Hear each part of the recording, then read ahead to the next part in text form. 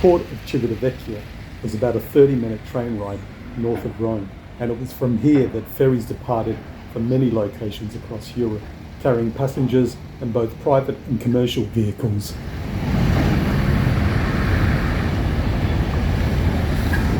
Apart from my cabin room, the lounge bar and the front desk was about the only thing I got to see on this journey across the Tyrrhenian Sea to Sardegna.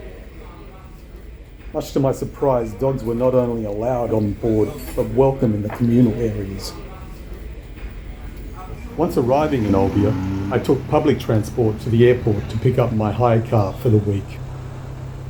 Yeah, I wish. This was the car I drove home, my little Fiat 500.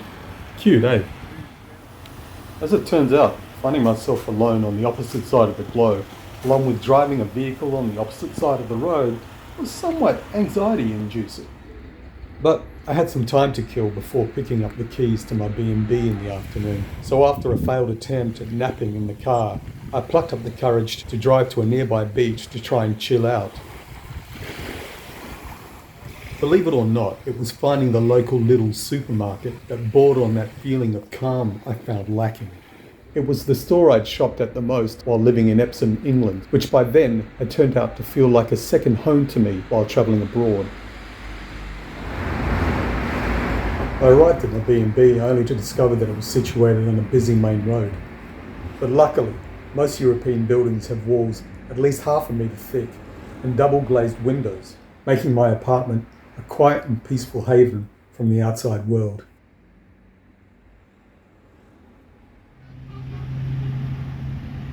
One amongst many of the nice surprises was the marina across the road from my apartment. It was a pleasure to sit there that evening after a long, stretched out day, drinking a beer and enjoying the sunset. Later I treated myself to a meal in the rear garden of a local restaurant.